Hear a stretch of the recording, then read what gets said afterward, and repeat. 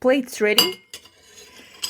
This is Food School, Smarter, Stronger, Leaner podcast. Want to feel amazing, love the way you look in the mirror, and perform your absolute best in the gym, at work, and in life? You're definitely in the right place. Food. It's you. It builds every single cell of you. And if there is one thing every human being must master, it's food. Because at the very least, eating, you do it every day, several times a day, every single day. You might as well get good at it. I'm your host, Shurina from Create Yourself That Today, your personal nutritionist and plate watcher, your diet guide and explorer, your fat loss coach and food inspector.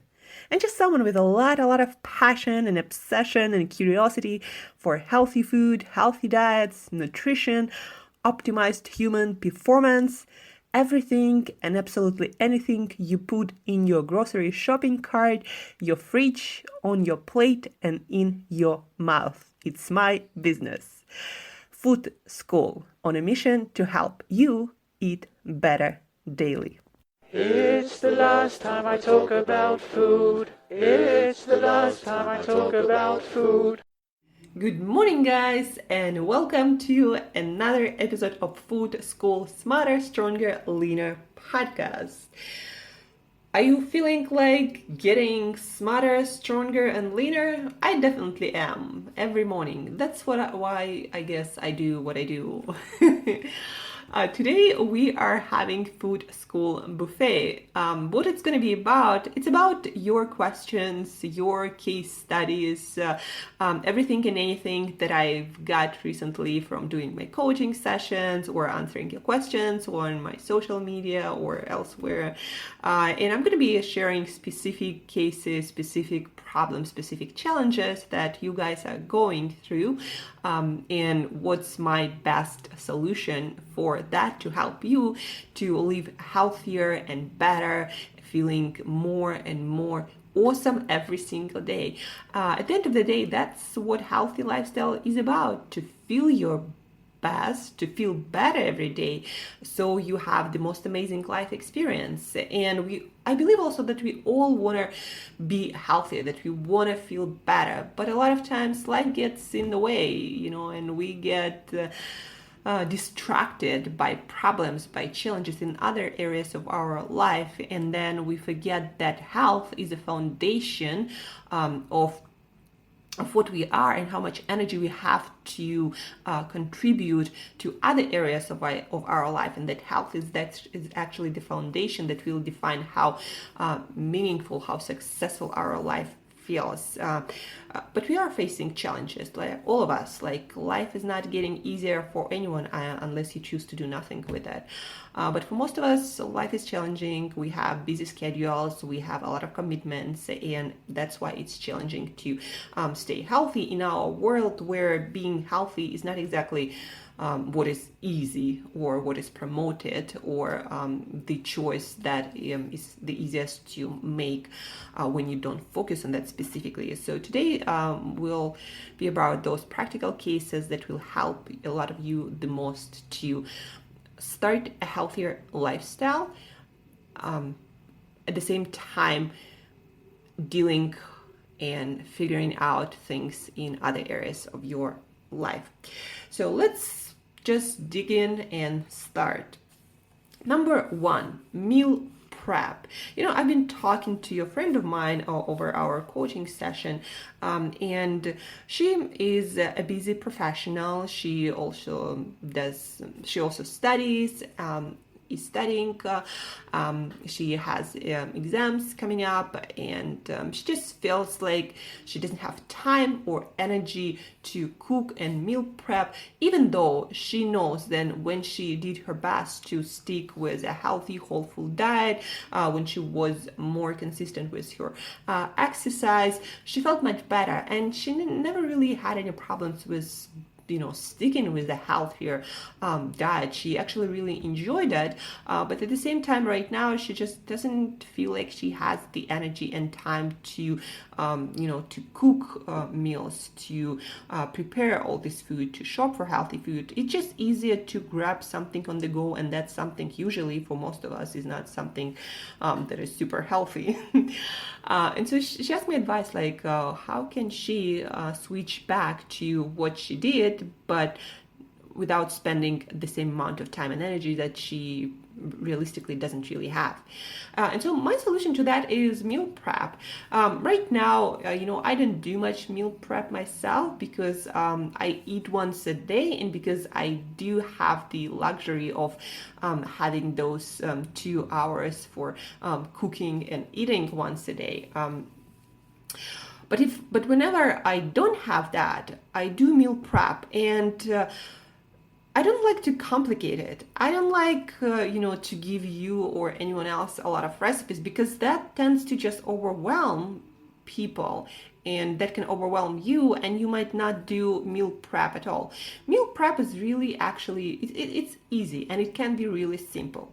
What you do to do the basics meal prep without any knowledge about anything is cooking in bulk your staples, like go shopping once a week, let's say, and then spend the next 2 hours cooking in bulk, maybe steaming, maybe baking, depends what you like, maybe just cooking in some pan with water or with some oil.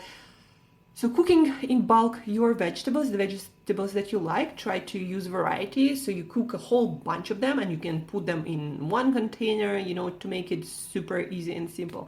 And then you also can cook in bulk your proteins, and then maybe have in your fridge some canned seafood like sardines, like salmon, like tuna, mussels. Also there is meat canned by good companies that do not put any preservatives or stuff that is not good for your health. So basically, cook vegetables in bulk in a big amount, and the amount you need, just think like how much of that you will eat weekly, and then just adjust that. From your experience, you'll know what's the exact amount you usually tend to eat. Consider how many meals you have, how many of those meals you're going to have at home, etc. So prepare a lot of vegetables in bulk, a lot of proteins that you like, some fish, some chicken, some meat. You can even put, if you have an oven, you can put everything on one baking sheet and just put it in the oven and cook it. Just make sure that everything is kind of the same height, and the fish might cook a little bit faster, but that's just, some details, but you just take it out a little bit faster. Anyway, cook your proteins in bulk, and then put maybe half of it, if you're cooking for the whole week, in the freezer, because that's gonna stay there longer, ideally in single Ziploc bags. So it's better preserved, and it's easier for you to take just one out when you need to. So cook in bulk your proteins, cook in bulk your vegetables, and then put part of it in your freezer if you cook for the whole week, part of it put in your fridge, and then once you're ready to eat, you just heat up your food and you eat it. Also, as a side note, I recommend to have a few dressings or spices and herbs that you like, so you make your food flavorful really easy. And once you're ready to eat, you heat up your food, you put dressing. I do not recommend to preserve food with the dressing, because it has to do with certain processes that decrease the amount of nutrition in that food and make the food spoil faster. So dressings and all the condiments, put them right before you eat. So have a few dressings, have your favorite oils, your favorite spice mixes. One of my favorite life hacks or food hacks to make my food tasty without overthinking it, or without having to look through a lot of recipes. I buy pre-mixed herb and spices mixes. So for example, I have one for Asian cuisine, I have one for Italian cuisine, I have one for Mexican cuisine, and those are just the mix of different spices and herbs, sometimes salt, just make sure that the ingredient list is good. And then once I'm ready to cook or eat whatever I'm about to eat, meat and some vegetables, I just put my favorite mix on top of it, I mix it, and it tastes like Mexican or Italian or Asian, Southeast Asian cuisine, without me doing really anything new. And you'd be surprised how much of a difference it's gonna make when it comes to taste of your food. Your food will taste like it comes from a restaurant without you really doing much. Some people think that when I say buy herbs and spices is that you go to a store and see this huge, shelf of different sorts of single spices and herbs, and you gotta pick them by yourself and kind of figure out how they taste and then figure out how to put them together so your food tastes good. I didn't do that. It's too much for me at the moment, or maybe it's gonna be too much for me for my whole life. What I do is I buy herbs mixes that says on them, and you can find that in almost any country, in almost any good food store. So it says, Italian herb mix, or it says Asian spices mix, so it says something like that, and I just put it in my food and it tastes delicious every single time. The only thing I usually add is salt if the mix doesn't have any salt in it. And that's it. So that's how I make my food tasty. You can also buy good quality, sauces and dressing. Those there is a huge variety these days, and again, they can taste like Caesar salad or like Italian vinaigrette. Like there are so many, and it makes such a huge difference. You put that on any vegetable and I can eat like a bucket of it, even though for example, I never liked Brussels sprouts, but when you put olive oil and Italian or Asian herbs and spices on it, like I can eat I can eat a lot of it like there is no tomorrow. So that's my life hack. And again, meal prep can be really easy. You just cook in bulk your veggies, you cook in bulk your protein, you have some herbs, some spices, or your favorite dressings, and when you're ready to eat, you just heat it up, or if you're in a hurry, you don't heat it up and just put dressing on top and eat it, and you're done. No cooking required, and you can take smaller containers with you and just put a little bit of veggies, a little bit of protein, and yeah, it might not be as good as freshly cooked meals, but guys, let's be honest, it's better than a muffin or whatever crap you could grab anywhere else. So I highly suggest you meal prep. Yeah, if you have any troubles doing that, just ask me. I will give you tons of ideas, simple ideas that do not require a lot of skills at all. So that's about meal prep, that a lot of you was, a lot of us who have commitments, who don't spend much time in the kitchen, who don't have time to spend in the kitchen. That's a real problem, and here is your solution. Next one. This question, I get from a lot of my social media in many different forms. The basic problem is people think that when they're on a diet, that when they go on a healthier diet, that they're gonna crave and miss all these snacks and all these convenient foods and all these quote unquote fun foods, all this sugar.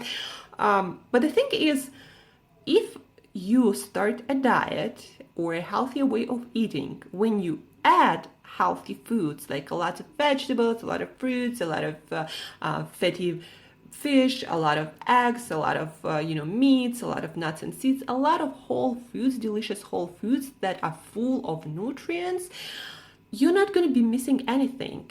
Your cravings will diminish, and you'll feel like you eat better and more deliciously ever than ever. You're not going to be bored. Just try different meats and vegetables, and there's so much variety these days. The only way when the diet sucks is when somebody, and there are a lot of, I've been that way. I know that I've gone through that. The only way and the only time when the diet sucks is when you start limiting. Like you were not eating a good diet, and then on top of that you start limiting calories and still not eating really a lot of nutritious foods. And then that's when your body, your whole like organism rebels against that, because you were not getting enough of anything, and that's why you had cravings in the first place. And then now you limit your energy and calories on top of that, and then your body will go crazy, and that's where you're gonna miss things and gonna develop cravings and feel like no diet works for you. And so the fix for that is, instead of focusing on decreasing calories and eating the same crap, focus on adding healthier foods like vegetables, like healthy proteins, fatty fish, eggs. I don't know, a lot of variety. There is so much whole food available, like no limit to that. And that's when your cravings will go down, and again you'll feel better than you ever felt, and you'll miss nothing really. Maybe occasional dessert sometimes, but your cravings, overwhelming cravings, they will not be there. Like you will feel much better, and you'll feel like you eat so rich and so abundantly. Believe me guys, I've gone through that myself and with many people. So live abundantly, eat rich diet, not a crappy diet, and that's when it's gonna feel awesome. Now, also on diets and dieting and all sorts of restrictions, I've been a raw vegan I was a raw vegan for 4 or 5 years. I was a plant-based eater for more, and I know what it means, what it feels like to be a vegan and vegetarian, and how good in your mind it can feel. And at first, especially if you're switching from processed food diet to plant-based diet, it can feel like so amazing in your body. But I also know that when you limit animal foods, that you will develop, usually if you are not a nutrition geek, a lot of deficiencies. And I did develop because I didn't know better, and that's why I'm not on a vegan and vegetarian diet anymore. And the more you limit your food supply, especially when it comes to limiting, like the whole group of foods that have nutrients that the other group doesn't supply. Like if you eliminate all the animal foods, you're not getting a lot of B vitamins. You're not getting iron very often. You're not getting minerals like calcium, like there are so many, actually zinc also it's hard to get, because a lot of plant foods that have zinc, they actually prevent you from absorbing it. You're not getting omega-3 fatty acids. You're not getting choline, that is super important for your brain. You're not getting a lot of stuff, guys. So when you go on vegan and vegetarian diet, and then a lot of people would say, but there are supplements, or you can still get your protein at least. The protein also bothers me a lot. A lot of vegans and vegetarians will tell me, you can get all the protein you need from your vegetarian and vegan food sources, and then protein is the only thing that is important in nutrition. That's always bothers me. But then most of those vegan and vegetarian people, they don't track their protein. To get at least 50-60 grams of protein, let's say lentils, one of the richest whole foods besides soy that I do not recommend to base your whole diet around soy at all. Anyway, for example, let's take lentils, beans being one of the richest source of plant-based protein.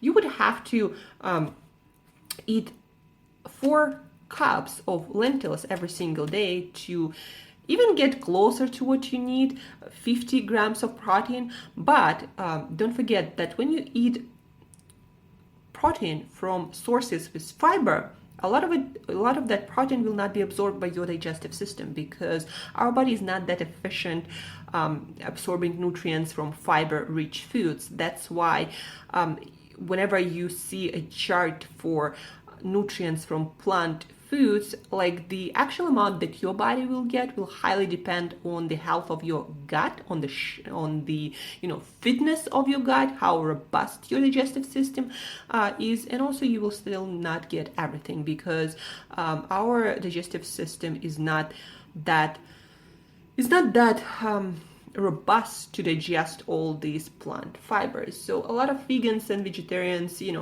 guys, if you're one of them, you don't track your nutrition that well in most cases, and also your body will not get as much as you think it's getting. And a lot of plant vitamins, especially fat soluble vitamins, your body has to actually convert that into the form that your body can actually use, because you are not a plant. You need different forms of a lot of vitamins and fats and some minerals.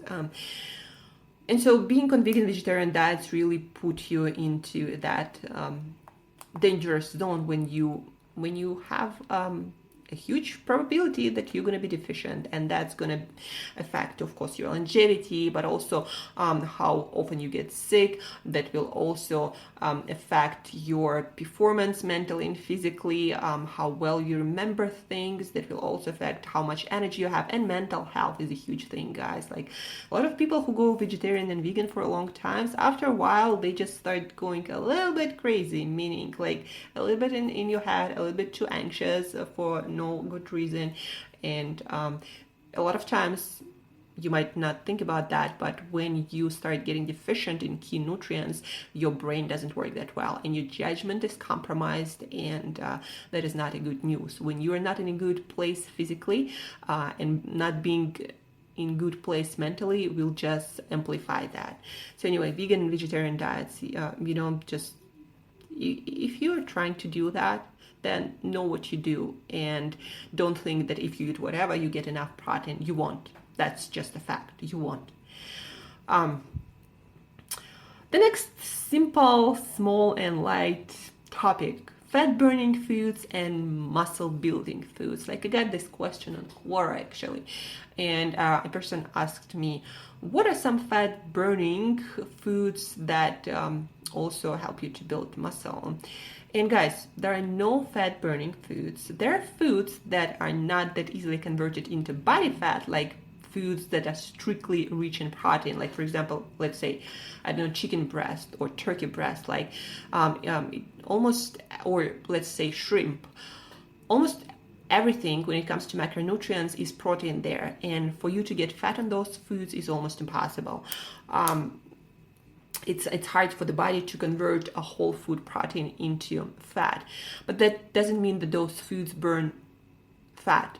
That just means it's harder for your body to add fat, but if you have fat to lose, they will not help you to burn any amount of any fat, and they will not help you to build muscles unless you exercise on top of that. So guys, the point is, foods do not create usually certain effect when it comes to burning fat or building muscle by themselves. You gotta eat certain foods on top of your lifestyle and your exercise routine, and that's when you get the result, not from foods alone. You cannot sit on the couch, eat protein, and expect to burn fat and lose muscle. That's just not gonna happen in most cases, unless you're also under eating. That way you might lose some weight, but you're definitely not gonna build any muscle. And on cravings, I did this episode not like a couple of days ago, and I got a lot of feedback how people discovered that in fact they might be having those cravings because they started to restrict their diet and they're not getting probably enough nutrients. And a lot of people sound surprised because they didn't hear about that often. But the thing is, guys, honestly, when your body is deficient in key nutrients and vitamins, minerals, some fatty acids, those micronutrients, they are important for you. Do you really expect that your body will sit and allow you to be deficient without any cravings? Of course, you're going to crave more stuff if you are deficient in certain nutrients. That's just self defense of your body, or the ability of your body to self-preserve and self-regulate so you don't die. And that's going to override any logic in your brain, and that's good, because that's how we survived. That's how our body doesn't allow us to die. That's why you cannot go on 500 calorie diet and stay on that forever, because your body will rebel against it, and that's good, because that's the insurance of your survival. your brain can think a lot of things, and we all can be mentally compromised at certain points in our life or for long periods of our life, especially when depression or something else hits us. And having those cravings, physical cravings, that's a self-preservance mechanism of our body that we should be grateful for. And yes, if you're having cravings, it means that your body is missing something. And you should address that. They will not go away by you wishing they would or exercising your willpower. And then the last but not least, intermittent fasting. Just a real quick thing. People assume that intermittent fasting has to do with breakfast, and that's why a lot of people who actually love their breakfast and love eating earlier think that intermittent fasting is not for them. Not true. Intermittent fasting is restricting the hours of your food, not necessarily not having a certain schedule. Intermittent fasting is not about skipping breakfast. I say that over and over again, and people still don't hear me.